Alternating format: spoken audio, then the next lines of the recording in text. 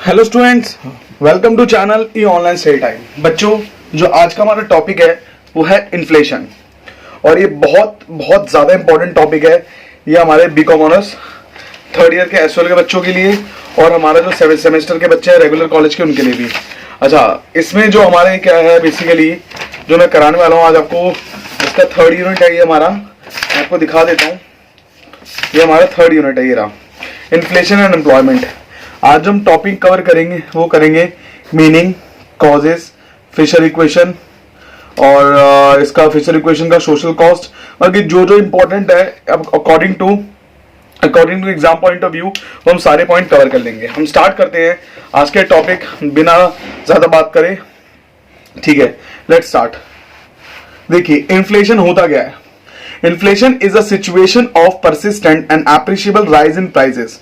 Inflation एक ऐसी situation है जहां पर परसिस्टेंट मतलब ऑन ए कांस्टेंट बेसिस और एक increase in rise in price होता है। एप्रिशिएबल मतलब कि मान लो आज आपके पास 10,000 है, आपके पास अगर 10,000 पे है, एक मिनट होल्ड करिए, मैं आपको समझाने के लिए एक पेपर ले रहा हूं, एक सेकेंड होल्ड करिए। हाँ, मान लो आपके पास आज 10,000 पे है, समझते हैं ये 2018 की बात है, और 2019 में आपके पास सेम टू सेम इनकम है 10,000 पे। यहां पर जो इन्फ्लेशन रेट था, जो हमारे मार्केट में जो चीजें थी, वो 7 से 10% के बीच में बढ़ गई। मतलब क्या हुआ कि जो प्राइस थे, जो चीज 10 रुपए की मिल रही है, वो आज 10% बढ़ के इसको 10 रुपए का 10% कितना हो गया, 1 रुपए। ठीक है, 1 रुपए बढ़ के हमें 11 रुपए की मिल रही है, तो इन्फ्लेशन बढ़ रहा है। और 2019 में वो क्या हो रहा है, वो 7 से 10% के बढ़ने के बजाय वो 20 से 40% के बीच में बढ़ रही है। तो जो चीज 10 की थी वो 14 की मिल रही है।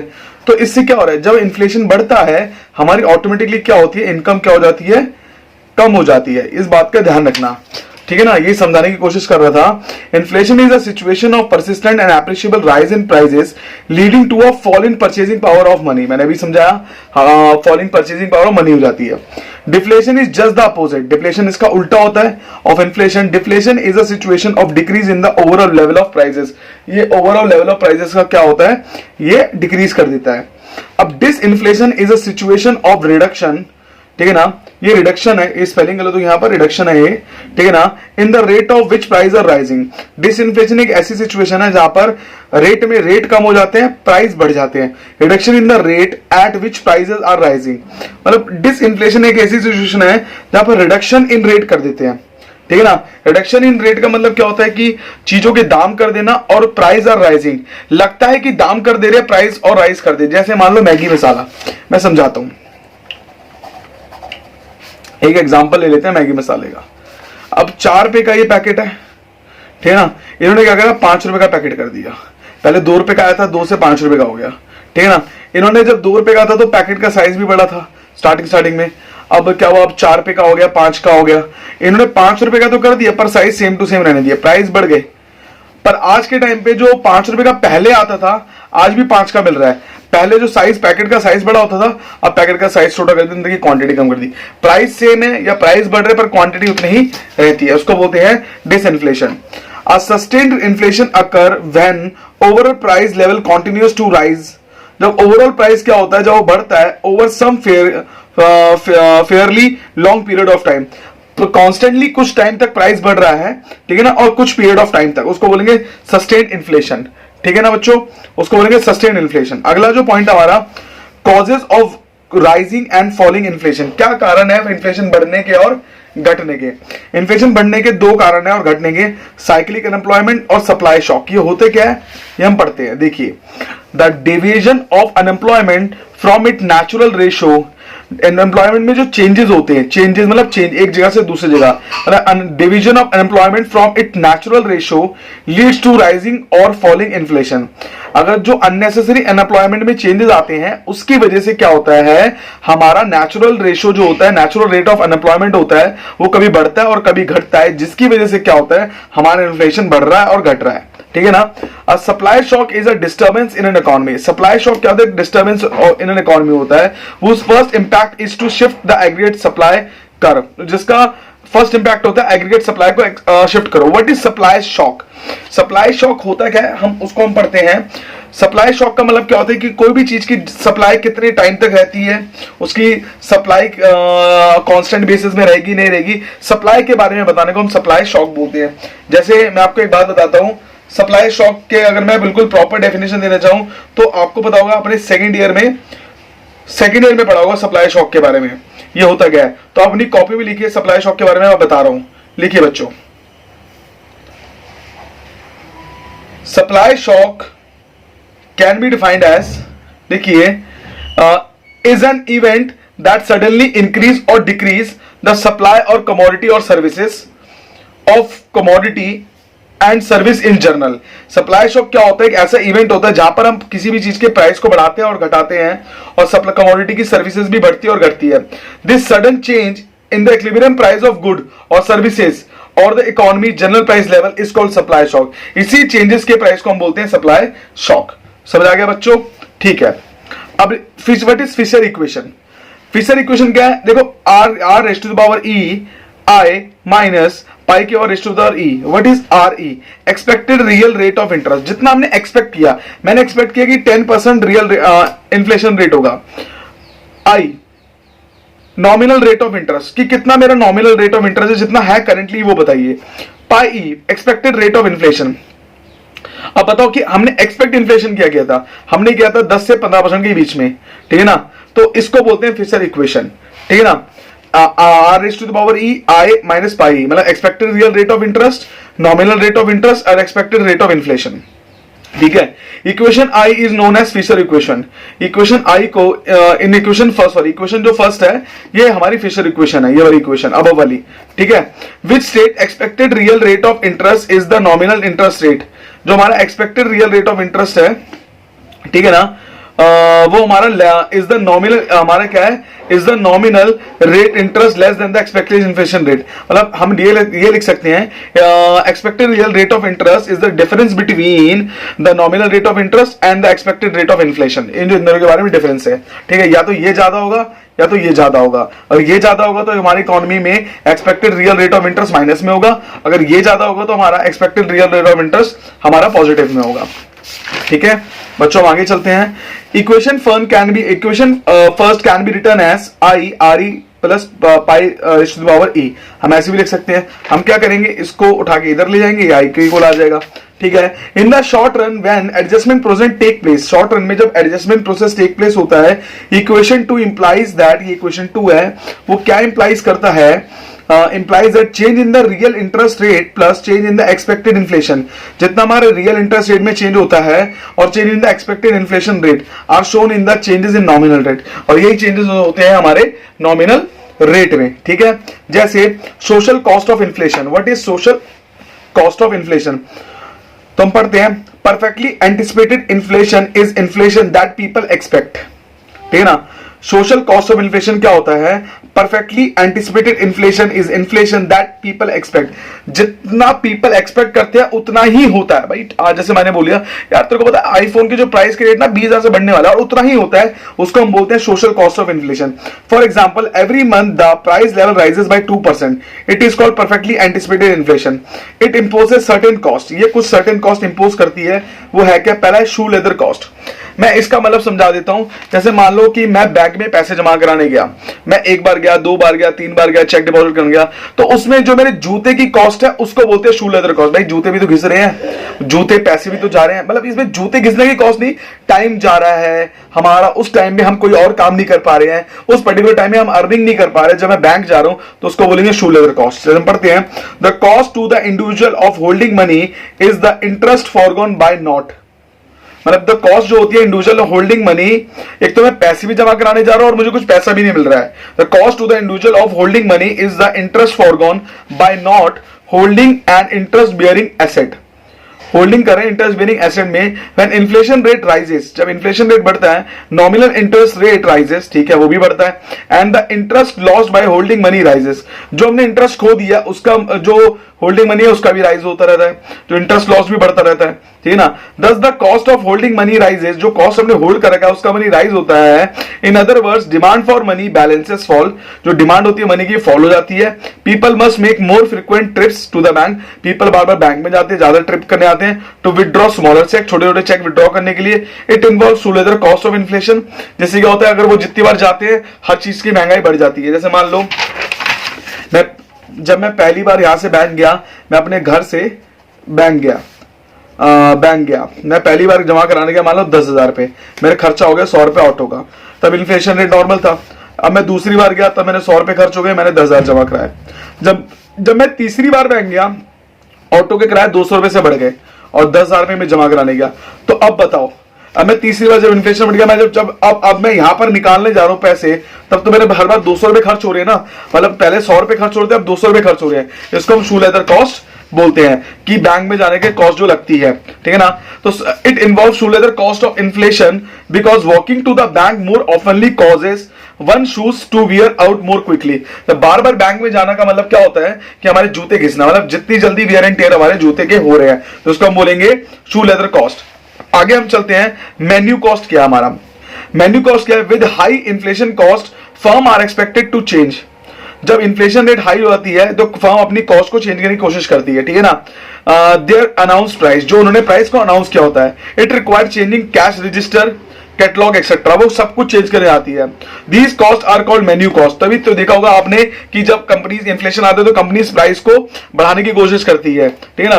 Because the higher the rate of interest, जितना ज्यादा इंटरेस्ट रेट होगा तो inflation the more often firm have to print new day, तो फर्म को ज्यादा प्राइस न्यू प्रिंट करने पड़ेंगे। जैसे मान लो कोई चीज 1,000 रुपए की पैंट है, अब इन्फ्लेशन बढ़ गया 20% से, तो फर्म 1,000 इंटू 20% करेगी, ठीक है, जो 200 रुपए है, हाँ 200 रुपए, तो कंपनी 1200 की दोबारा प्रिंटिंग करेगी, 1200 रुपए प्राइस लिखने के लिए और बहुत सारा खर्चा वो करेगी, तो प्लस जो खर्चा आएगा उसको भी डिवाइड करेगी, तो हमारे गुड 300 रुपए से महंगे हो जाएंगे, ठीक है ना। तो इसको बोलते हैं मेन्यू कॉस्ट। समझ आ गया। आगे हम चलते हैं, the cost of relative price variability, ठीक है ना।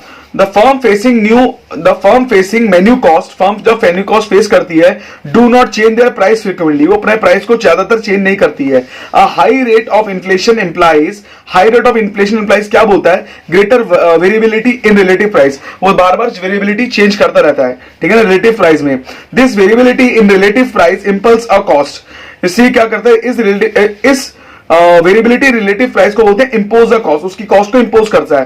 That is it leads to micro economics inefficiency, जिसकी वजह से क्या होता है, हमारी माइक्रो इकोनॉमिक्स इनएफिशिएंसी पैदा होती है in the allocation of resources, हम लोग रिसोर्सेज को एलोकेट नहीं कर पाते हैं। और what is micro economic efficiency, जब क्या होता है कि रिलेटिव प्राइस, मान लो कि एक फर्म की वजह से दूसरी फर्म को भी प्राइस चेंज करना पड़ता है, उसकी वजह से क्या होता है, हर एक अलग अलग इंडिविजुअल्स को भी चेंज करना पड़ता है।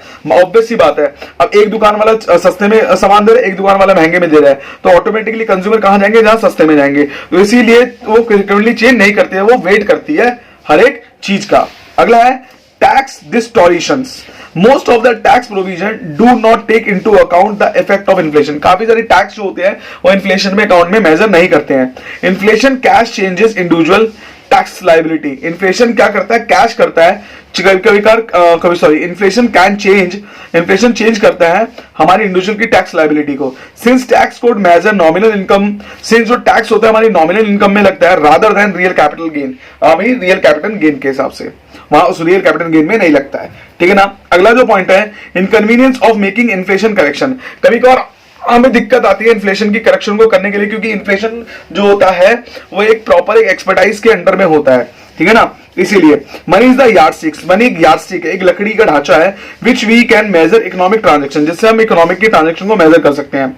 With inflation the yardstick is changing, inflation जैसे ही बढ़ता है यार्डस्टिक हमारा चेंज होता रहता है, ये बात बिल्कुल सही है। When the value of dollar is continuously changing, जब value of dollar continuously change होता है, then dollar is less useful measure, इसीलिए हम डॉलर को यूजफुल मेजर लेस मानते हैं, ठीक है ना। हम उसको बार बार एंटिसिपेट नहीं कर सकते, इसीलिए ठीक है। आगे, the cost of imperfectly anticipated inflation, ये जो हम इम्परफेक्टली एंटिसिपेट नहीं कर सकते, जैसे adverse effect on efficient decision making.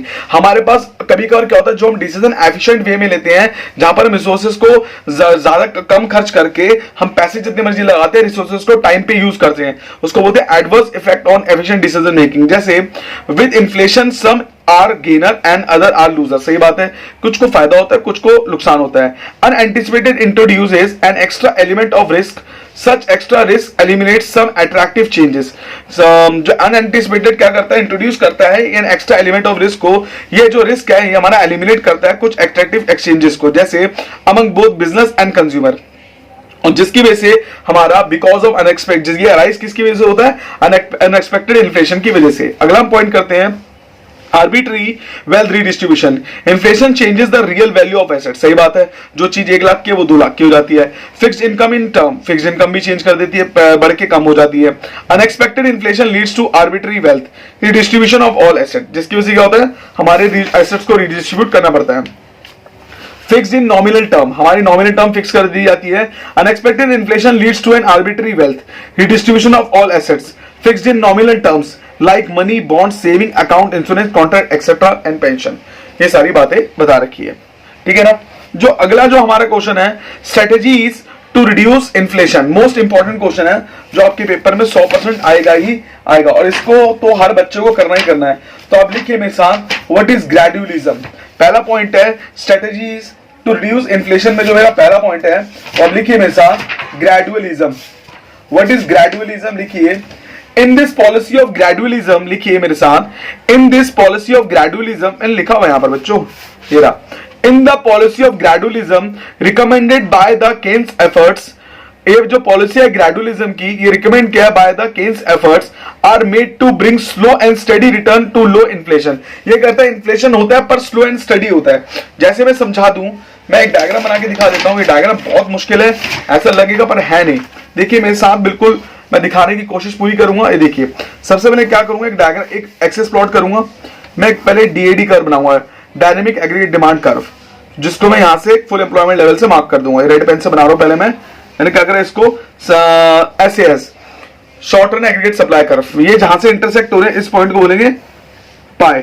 ये ई पॉइंट हो गया, ये पाई पॉइंट हो गया, ठीक है। अगला मैं क्या करूंगा, दूसरा मैंने यूज करूंगा जो होगा हमारा, जो भी होगा ब्लैक ब्लू, ठीक है ना। अब मैं क्या करूंगा, हमारी डायनेमिक एग्रीगेट डिमांड को लेफ्टवर्ड शिफ्ट कर दूंगा। जैसी हमारी demand, dynamic demand leftward shift होती है, ये हमारे इस पॉइंट पे इंटरसेक्ट करती है। जैसे हमारी डिमांड कम हो जाए, जब हम डिमांड को कम कर देंगे, हमें मार्केट में डिमांड नहीं है, ये हमारे पाई 1 पे पहुंच गया।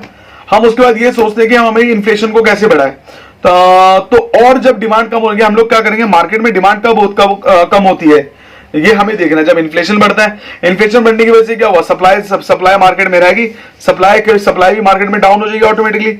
जैसे सप्लाई मार्केट में डाउन होती है, वो डाउनवर्ड शिफ्ट हो जाती है, ठीक है ना। जैसे ये डाउनवर्ड शिफ्ट हुआ, तो हमने देखा कि हमारी डिमांड और घट रही है।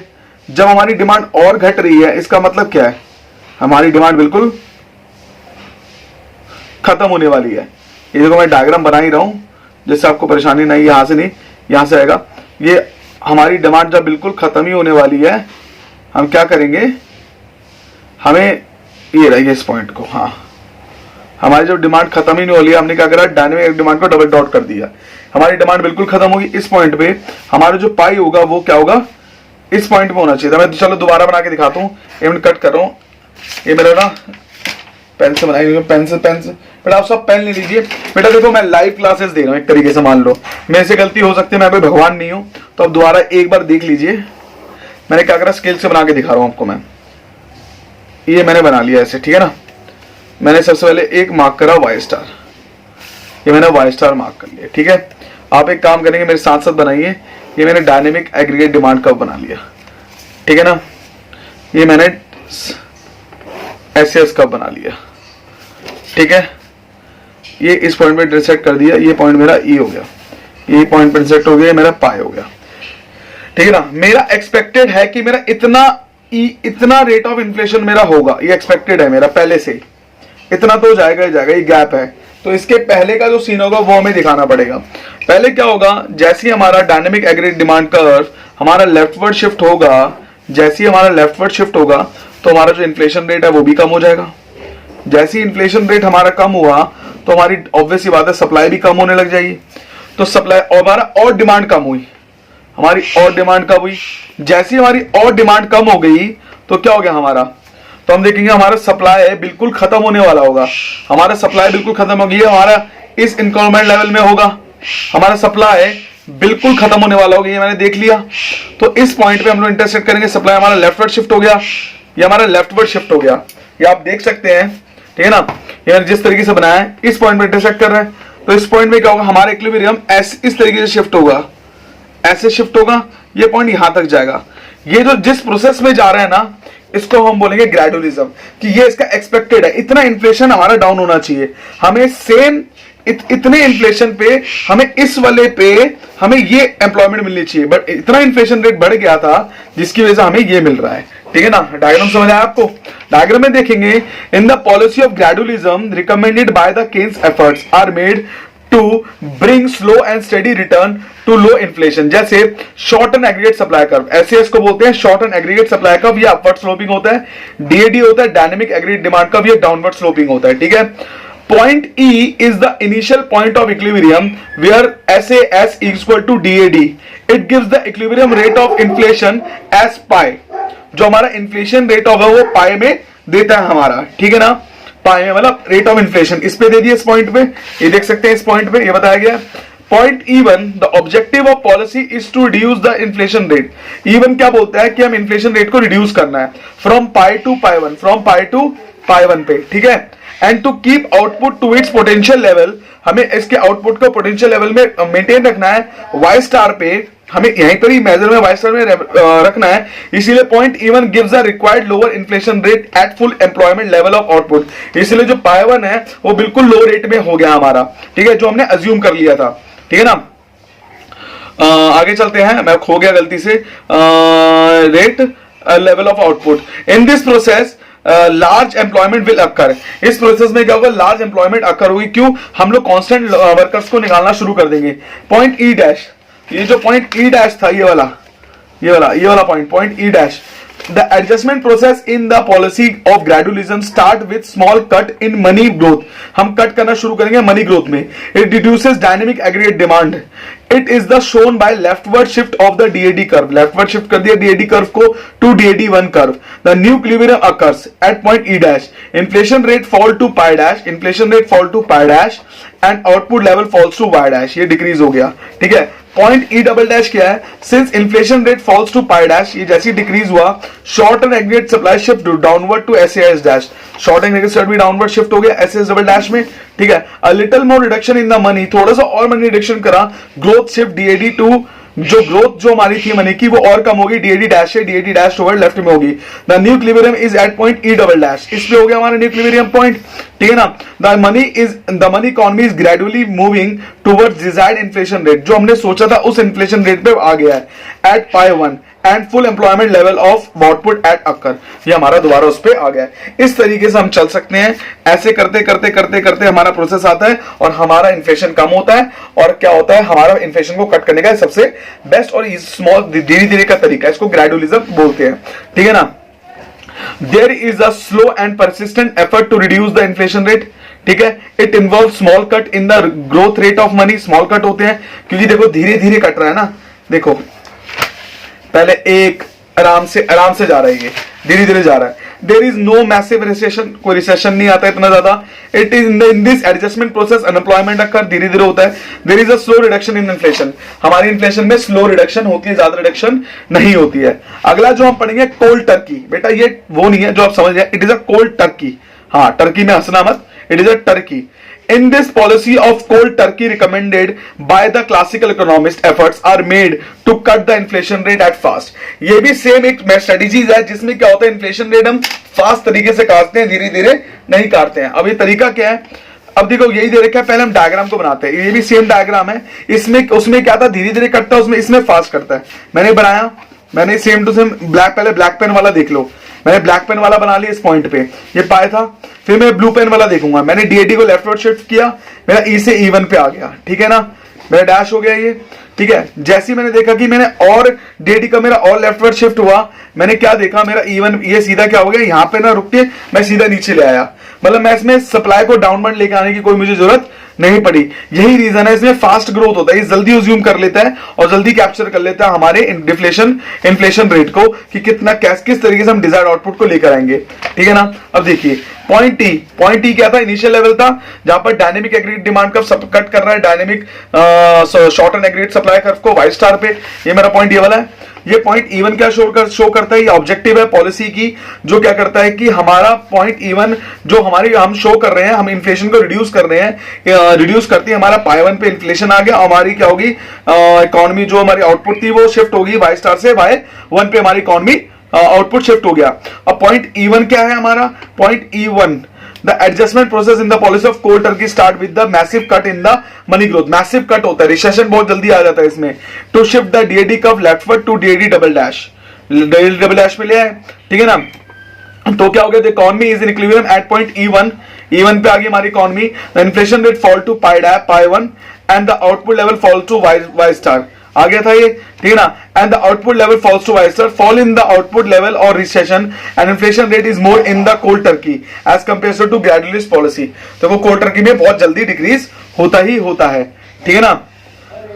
कोई डाउट आगे, this due to greater fall in the inflation rate the SS rightward increases faster to SS, जिससे कि ड्यू टू ग्रेटर फॉल जल्दी देखो उसमें क्या था, 3 प्रोसेस था, यहां से यहां, यहां से यहां, यहां से यहां, इसमें हम सीधा ले आए बिल्कुल, ये फास्टर प्रोसेस है।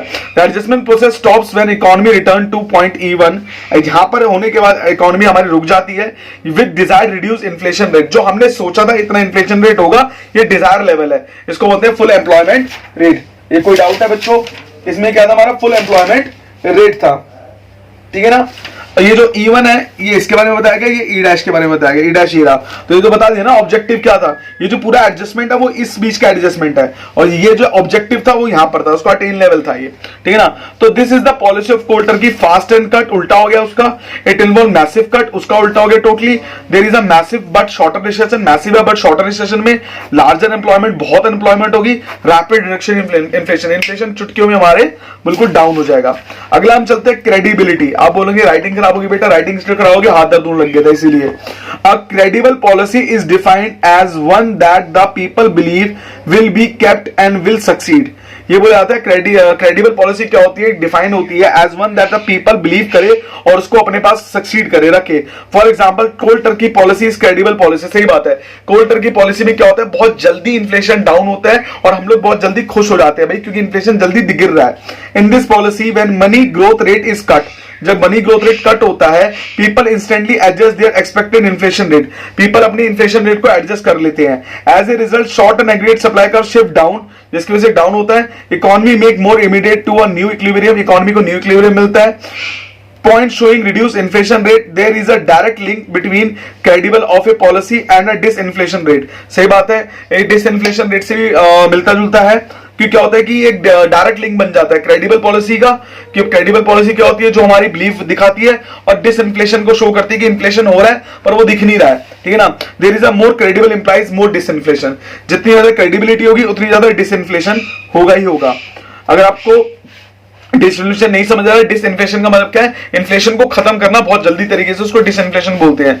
ठीक है। सैक्रिफाइसिंग रेशियो क्या होता है, ये अकाउंट्स वाली नहीं है। Sacrificing ratio is defined as the ratio of the cumulative percentage loss output, जितना हमारा लॉस और क्यूमुलेटिव परसेंटेज में to the actual reduction in the inflation, जितना हमारा एक्चुअल रिडक्शन हुआ इन्फ्लेशन में, क्यूमुलेटिव परसेंटेज जितना चेंज हुआ और जितना एक्चुअल रिडक्शन हुआ इन्फ्लेशन में, उसके बीच के डिफरेंस को बोलते हैं। In other word sacrificing ratio the cost of disinflation, जो कॉस्ट लगी डिसइन्फ्लेशन की उसके बारे में बताया गया है। Economist calculated sacrificing ratio of the disinflation policy before implementing this policy, इसके इंप्लीमेंट से पहले।